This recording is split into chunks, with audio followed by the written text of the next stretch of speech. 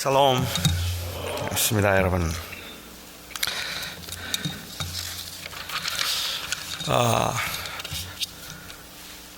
제가 만일 여기 계신 여러분들에게 오늘은 전부 다 이쪽으로 좀 앉아주십시오 하고 제가 그렇게 이야기를 한다면 아마 여기 계신 많은 분들이 의아하게 생각하실 겁니다. 왜 이쪽으로 앉아야 됩니까? 라고 아마 물으실 것 같아요. 그리고 제가 대답을 하죠. 그냥 앉으라면 앉으세요. 앉으라는데 왜 자꾸 말이 많아요? 앉으라면 앉으세요. 이렇게 말을 해서 그 사람들을 한쪽으로 앉게 만드는 그것을 우리는 아마 여러분들이 지금 제가 이렇게 설명을 드릴 때 말도 안 된다고 그렇게 생각을 하시리라고 저는 생각합니다. 그런데 우리 교회에서 어느 때는 이것을 카리스마라고 생각을 했어요. 그러니까 카리스마적인 지도력이라는 것은 무엇인가 하면 사람들에게 민주적으로 자꾸 뭘 물어봐야 그 사람들에게 묻는 것들이 조금 우유부단하게 보일 수 있으니까, 그러니까 그냥 앉으세요 그러면 뭔지 잘 모르지만 목사님이 하라니까 그냥 그렇게 해야 된다고 생각을 하거나 하지 않으면 좀 곤란해진다고 생각을 해서 그쪽으로 앉게 되는 것 같습니다. 근데 엄밀한 의미에서 진정한 의미에서의 카리스마라고 하는 것은, 이것은 그 독재적인 어떤 힘을 가지고 사람들을 움직일 수 있는 것, 그것을 카리스마라고 부르는 것이 아닌 것 같습니다. 그것보다는 제가 아마 오늘 여러분들에게 왜 여러분들이 이쪽으로 다 앉으셔야 하는 것에 관한 이유를 설득할 수 있도록 설명해 준다면, 그래서 여러분들이 그 설명에 동의해서 정말 그렇겠다라고 생각을 해서 모두 움직여 주신다면, 그렇다면 그것이 진정한 의미에서의 카리스마일 수 있겠다, 영향력이라고 그렇게 볼 수 있지 않을까 생각을 하는데, 사실은 어떻게 생각하면 조금 쉽고 편안하게 가기 위해서 교회가 생각해낼 수 있는 그러한 그 지도력이 있다면 바로 이 사제적 지도력이다, 이렇게 부를 수가 있을 것 같습니다. 여러분, 제가 여러분들에게 글쎄 가라면 가세요, 내가 하라면 하지 뭘 말이 많습니까? 이렇게 말하면 여러분들이 저에게 도전을 하실 겁니다. 하지만 제가 만일 하나님의 말씀입니다 라고 이야기하면 어떻습니까? 하나님의 말씀이라고 이야기하지 않더라도 그 말을 조금 바꾸어서 제가 내가 누군지 아십니까? 내가 주의 종입니다. 내가 하나님의 사자입니다. 바꿔 얘기하면 신적 권위를 부여받고 있는 어떤 전권을 부여받고 그것을 행사하는 하나님의 종입니다. 주의 종의 말을 거슬려서 잘 되는 집안 내가 본 적이 없고 그 사업 잘 되는 걸 내가 본 적이 없습니다. 여러분, 정말 축복받고 싶으면 그러면 내가 시키는 대로 하세요. 이유도 없어요. 그냥 하라는 대로 하라는 거예요. 여기 다 가서 앉죠. 이제 이쪽으로 오세요. 그럼 또 따라가야 합니다. 왜냐하면 그게 잘 되거나 아니면 두려움이 있기 때문에 그런 것이죠. 이것이 사제적, 어떻게 보면 좀 무속적인 종교에서도 쉽게 볼 수 있는 것처럼 그 권한을, 어떤 그 권한을 아주 하나님에게 의존해서 신적 권한으로 대행하는 사람이라고 생각하게 만드는 것, 그것을 가리켜서 보통 이 사제적 지도력이라고 이제 우리가 그렇게 부를 수 있을 것 같은데, 애석하게도 우리 한국 교회가 그런 지도력에 조금 더 익숙해져 있습니다. 아니, 굉장히 싫어해요. 지난 몇 주 전에 제가 설교를 드린 것처럼 저희들의 문제는 항상 무엇인가 하면 좋아하는 게 아니라 싫은데 익숙해요. 그러니까 어떤 민주적인 그러한 것들은 왠지 좀 미온적인 것 같다는 생각이 들고 우유부단하다는 생각이 들고 조금 더 확실하고 분명하게 그렇게 인도해 줄 수 있기를 바라고 있는 것 같습니다. 내가 생각하거나 아니면 내가 의논하지 않고 그냥 목사가 결정해서 하라 그러면 하는 것, 거기에 어쩌면 우리가 조금 더 익숙해져 있지 않을까라는 생각을 한다는 거죠. 그렇게 인도할 수 있는 사람들을 보면 굉장히 카리스마가 강하다, 이렇게 말을 할 수 있을 것 같아요. 제가 한국에서 한번 어느 교회를 갔는데요, 꽤 유명한 목사님이고 부흥회를 많이 인도하는 목사님이라서 도대체 그런 교회는 어떤 교회인가 하고 제가 한번 가봤는데 역시 이 목사님의 카리스마는 저 같은 사람은 도저히 따라갈 수 없는 그러한 그 카리스마가 그분에게는 있는 것 같았습니다. 주일날이었는데 예배당이 꽉 차 있었습니다. 갑자기 목사님이 설교를 하다가 갑자기 화가 났나 봐요. 뭐가 언짢으셨는지 갑자기 여기 집사권사 다 일어나 그러더라고요. 또 다 일어나세요. 그러니까는 수요예배도 안 나오고 토요일 새벽 기도도 안 나온다고 막 야단을 치면서 막 험한 소리를 막 하시는데 다 고개를 숙이고 가만히 계시는 모습을 보고 목사는 저래야 하는데 하는 생각을 제가 한번 한 적이 있었습니다. 이게 우리가 보통 생각할 수 있는 그런 강한 리더십이라고 생각한다면 사도 바울을 보면서 많은 교인들은 생각하기를 사도 바울은 약하다 생각했습니다. 교회가 좀 어려움이 있다고 생각하거나 교회에 분쟁을 일으키는 사람들이 있으면 강력하게 대처를 해서 그 사람들을 좀 혼을 내주고 교회에서 쫓아내든지 뭐 그래야지 좀 유약하다 하는 그러한 이야기들을 사람들이 이제 하기 시작했습니다. 그리고 서서히 이제 바울을 좀 무시하거나 아니면 그의 말을 듣지 않으려는 사람들이 생겼어요. 뭐 조금 만만하게 생각이 됐기 때문에 그렇겠죠. 사도 바울은 왜 그런지 모르지만 우리가 고린도후서를 이제 끝내는 마지막 장에서 이미 제가 말씀을 드렸지만 고린도후서를 설명하면서 사도 바울은 사실 고린도후서를 받게 되었을 때 그의 마음속에는 굉장한 고린도후서를 기록할 때 그 바울의 마음속에는 굉장한 기쁨이 있었습니다. 그것은 1장과 2장에서 이미 벌써 그가 표현한 바입니다. 왜냐하면 바울이 보낸 편지를 받고 고린도 교인들이 회개했다는 이야기를 듣고 너무 감격하고 너무 좋아서 쓴 편지가 고린도후서이기 때문에 그렇습니다. 그러면 이제 다 용서했고 다 해결이 되었고 오히려 고린도후서 2장에서는 그렇게 범죄한 사람이라도 내치지 말고 그를 용납하고 받아주라고 말을 했던 그가 왜 이 편지를 끝내는 마지막 장에서 오히려 또 말하기를 내가 세 번째 너희에게 곧 갈 텐데 내가 세 번째 너희에게 가면 내가 그냥 가만히 있지 않을 것이다 라고 그렇게 이야기를 하는가 생각해보니까 갑자기 또 화가 나서 그럴까?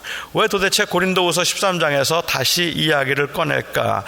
좀 의아하게 생각하는 사람도 있고 사실은 그것을 의아하게 생각하는 조금 이 진보적인 입장에서의 신학자들은 그래서 고린도후서 13장은 바울이 쓰지 않았을 것이라고 이야기를 하기도 합니다. 이건 아마 다른 편지를 나중에 붙였을 것이라고 말을 할 정도로 왜 똑같은 이야기를 이제는 다른 그러한 그 톤으로 또 이야기를 할까라고 의아하게 생각하는 것 같아요.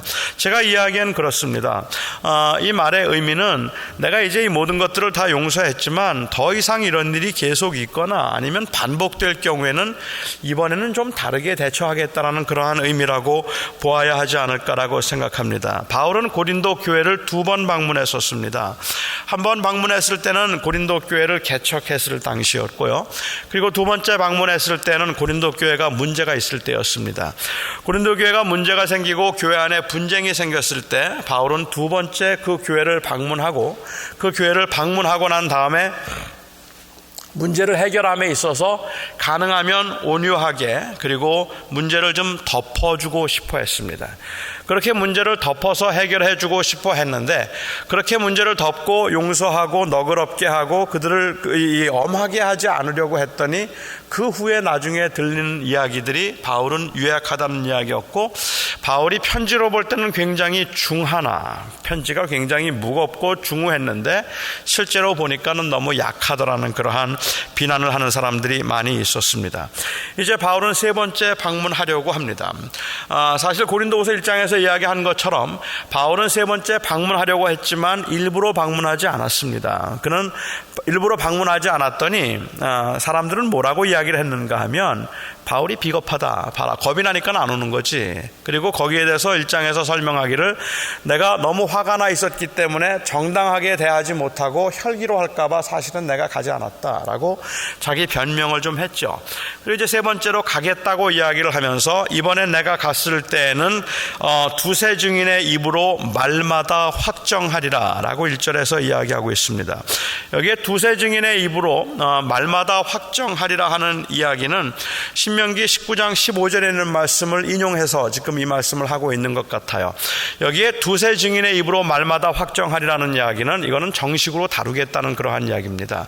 혼자 그냥 하는 게 아니라 재판을 한다면 교회 안에서 정당한 과정과 그리고 절차를 통해서 치리하리라는 것이죠. 옛날에는 누구든지 어떤 사람이 저 사람이 무슨 짓을 했습니다라고 이야기를 하면 그러면 그 사람을 바로 재판에 들어가게 되는데 그럴 때 혼자 하면 안 되고 두 사람 혹은 세 사람의 증인이 반드시 있어야만 했습니다.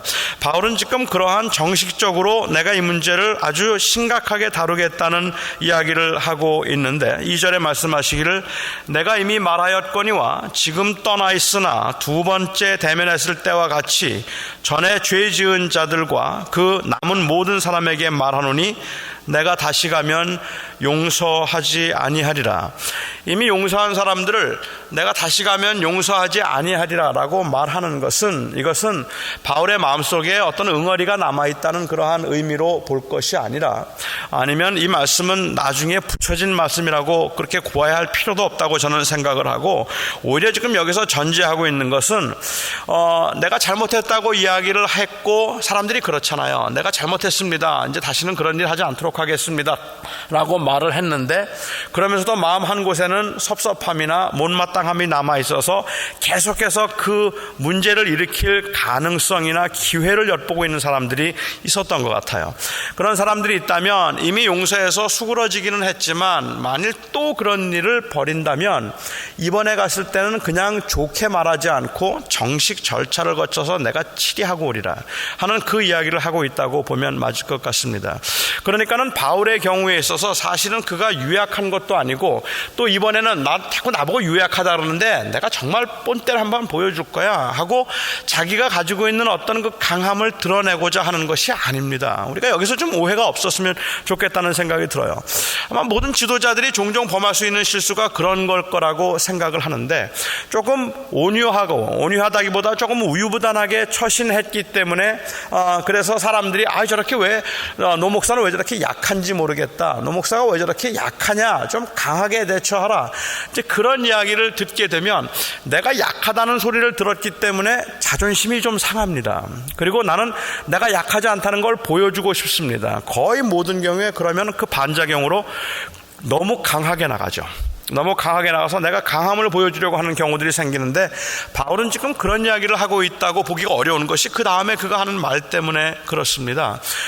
그건 굉장히 위험한 일이라고 생각을 해요. 그것보다 우리가 지금 오히려 바울의 경우에 있어서 지금 이야기하는 것은 모든 교회가 다 마찬가지지만 이 교회 안에 진정한 그리스도의 사랑과 은혜와 그리고 그 복음이 온전히 전파되고 그 복음의 순결성을 지키는 것에 최고의 목적을 두어야 하고 그것을 위해서 가장 적절하고 현명한 판단과 그리고 결정이 무엇인가 하는 것을 생각해야 된다는 말일 것 같습니다.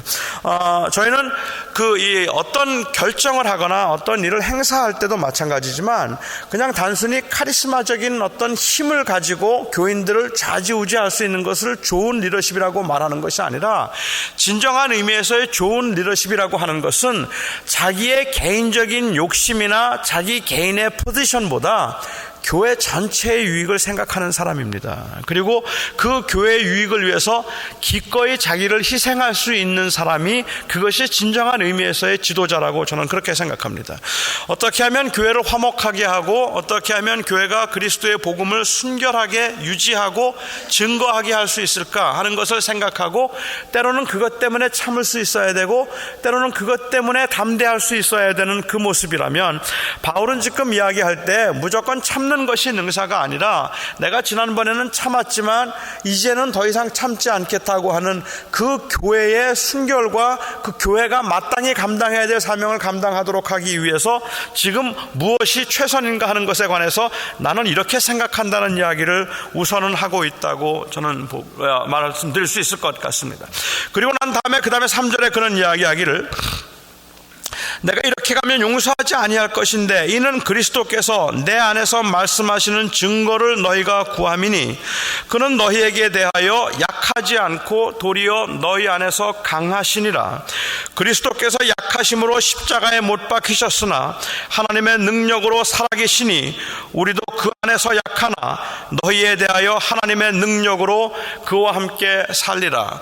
저는 이 말씀을 보면서 조금 좀 다른 각도에서 한번 접근을 하고 적용을 좀 해보았으면 좋겠다라고 그렇게 생각을 했습니다. 내가 저기 바울이 3절에서 말씀하실 때 너희가 내 안에서 말씀하시는 증거를 구하고 있는데, 다시 말씀드리면 예수 그리스도께서 십자가에 못 박혀 죽으심으로 누구든지 그를 믿는 자가 영생을 얻을 것이고 하나님은 우리를 사랑하셔서 오직 믿음으로만 하나님의 자녀가 되게 하셨고 율법의 행위로나 할례로나 안식일을 지킴으로 구원을 받는 것이 아니다. 오직 예수 그리스도의 믿음으로만 구원을 받는 것이라서 진정으로 그 마음에 변화가 있어서 회개하고 예수를 믿으면 하나님의 자녀가 될 수 있다라고 그렇게 이야기를 했더니 많은 사람들은 뭐라고 얘기하는 거면 that's too easy, 너무 쉽단 말입니다. 그렇게 하는 게 아니라 교회에서 조금 더 엄격하게 이야기를 해서 주일날 교회 나오지 않으면 구원 못 받는다고 말해야 되고 기도하지 않고 헌금하지 않으면 구원 못 받는다고 말해야 되는 거 아니냐, 그렇게 강하게 해야 되는 것 아니냐고 그렇게 반론하는 사람들이 있어서 그들은 바울이 말하는 말을 들으면서 그 유대파 지도자들이 찾아와서 율법적인 행위를 요구하고 있는데 거기에 반하여서 바울이 말하는 것이 너무 유약하다고 생각했기 때문에 내게 그리스도께서 말하고 있다는 증거를 한번 말해보라 라고 그렇게 사람들은 그에게 요구를 했다는 말입니다. 그리고 바울은 그에 대해서 말하기를 너희가 구함이니 그에 대해서 약하지 아니하고 도리어 너희 안에서 강하다라고 이야기를 하고 있습니다. 그리스도의 그 약하심이 사실은 십자가에 죽으셨다, 모든 사람들을 용서하셨다, 하나님께서는 모든 사람들을 다 용서하시고 하나님께서는 모든 사람들을 다 받아주신다, 어떤 허물과 죄라고 할지라도 주님께서는 모두를 다 용서하신다. 얼마나 맞는 말씀입니까? 그런데요, 이 말씀을 보면서 사람들은 생각하기를 그리스도의 약함에 관해서 생각을 한다는 말입니다. 바꿔 말씀드리면 그래? 만만하게 생각을 하게 된다는 말이죠. 죄 짓는 것을 가볍게 생각하게 된다는 말입니다. 그리스도께서는 우리의 모든 죄를 다 용서하셨잖아. 그가 십자가에 죽으심으로 우리의 모든 허물과 죄를 용서하셨으니까 no matter how I live, 내가 어떻게 살든지 상관없이 주님께서는 나를 사랑하실 수밖에 없는 걸 거야 라고 이야기를 하는 것이죠. 여러분, 하나님이 정말로 우리를 사랑하시는 것은 맞지만 그러나 하나님의 사랑을 그렇게 가볍게 여길 수 있는 것이 되겠느냐는 말입니다. 오늘날 우리 현대 교인들을 한번 보자는 말입니다. 정말로 우리들을 한번 생각해 보자는 말입니다. 저게 제 자신을 한번 돌아보자는 말입니다.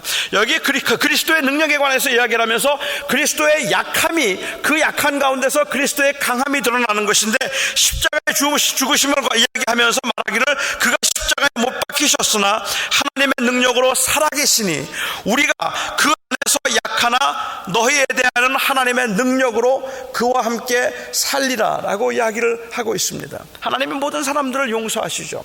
우리가 참아야 되겠죠. 하지만 그의 부활의 능력으로 우리가 그와 함께 살리라라고 이야기하면 예수 믿는 사람들의 모습은 그렇게 약한 모습이 아니란 말입니다. 그것은 강한 모습입니다. 그리스도의 부활을 붙들고 있는 강한 모습입니다.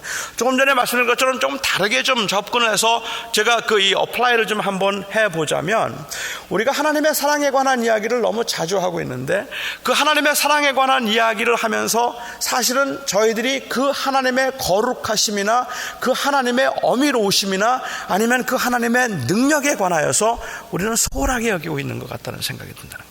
정말로 우리가 하나님의 사랑을 진정으로 이해하기 위해서는요, 하나님의 사랑이 얼마나 큰 것인가 하는 것을 정말로 알기 위해서는 우리는 얼마나 우리가 하나님 앞에 부끄러운 죄인인가 하는 것에 대한 사실과, 그리고 그 하나님의 능력이, 우리가 감히 하나님 앞에 가까이 갈 수 없는 그 하나님의 능력이 있다는 사실을 인식하는 데서부터 비롯되는 것이라고 저는 생각합니다. 현대 교회가 가지고 있는 심각한 문제가 무엇일까? How you feel about it? It's good. 좋죠. 하지만 우리가 정말로 중요하고 하나님 앞에서 우리가 살펴보아야 되는 것들은 무엇일까?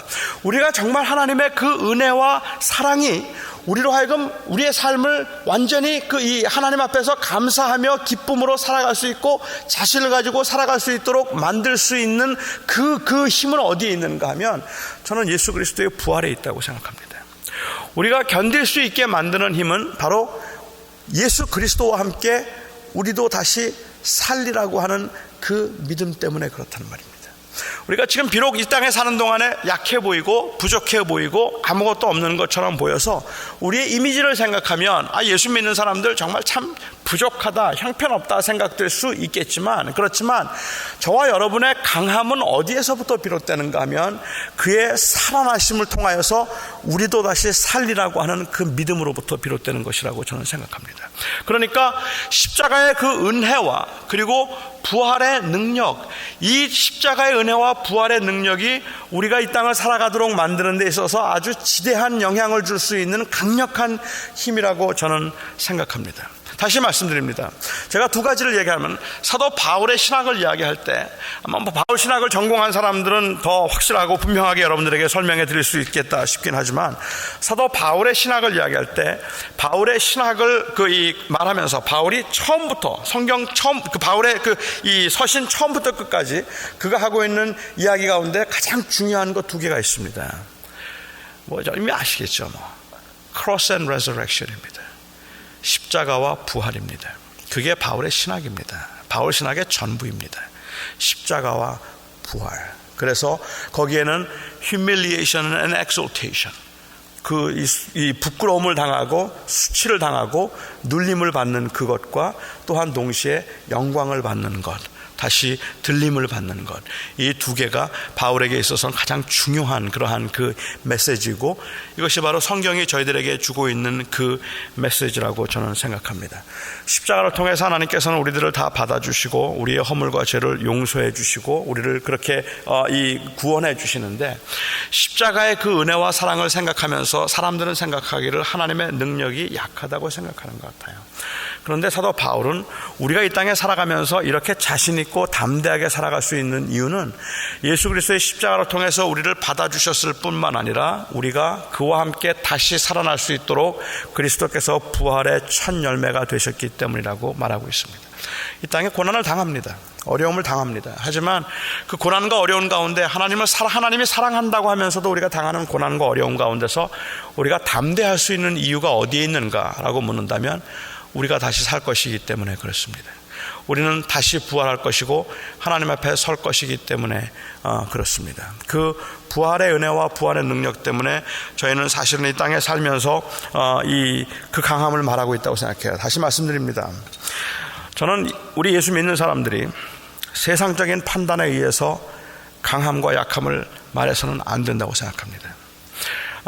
얼마나 많은 것을 가졌는가, 얼마나 많은 것을 아는가에 의해서 강함과 약함을 말하지 말아야 합니다. 바울이 이번에는 강함을 통해서 나타나겠다고 얘기를 하고 있는데, 우리는 우리의 약함을 통해서 나타나는 하나님의 능력을 우리는 기억해야 되고, 따라서 어느 때는 우리가 약하다고 생각되는 그 때에도 그 약함을 부끄러워할 이유가 없다고 생각합니다.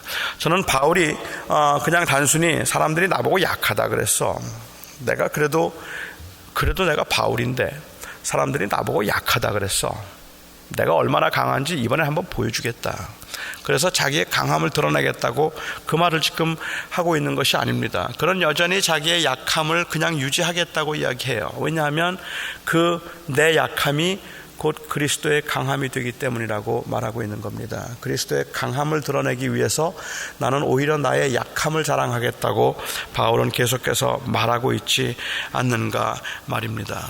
이 약함이 하나님이 사용하시는 도구가 되고 하나님의 부활의 능력을 드러낼 수 있도록 하기 위한 것이라고 한다면, 여러분 이 땅에 사는 동안에 여러분들이 조금 부족하다 싶으면, 여러분들이 조금 약하다 싶으면, 여러분들이 살면서 너무 조금만 더 있었으면 좋겠다 하는 그러한 생각이 드시거든, 그래서 내가 참 약하다는 생각이 드시거든, 그 약함을 통해서 내가 가지고 있는 소망은 영원한 하나님의 나라이고 그곳에서 내가 다시 부활하여 주님과 함께 살 것이라고 하는 그 사실을 드러낼 수 있는 기회로 삼으실 수 있기를 바랍니다. 하나님께서 나를 제발 강하게 해주셔서 남보다 잘 나가게 해주시옵소서가 우리의 소원이 아니라, 하나님, 제가 이렇게 약함을 통하여서 내가 소망하는 것은 여기가 아니라 거기임을 알게 하시고 이 세상 모든 사람들에게 거기가 우리의 꿈인 것을 보여주게 하시옵소서라고 그렇게 드러내고 증거할 수 있는 여러분들의 삶이 될 수 있기를 바랍니다.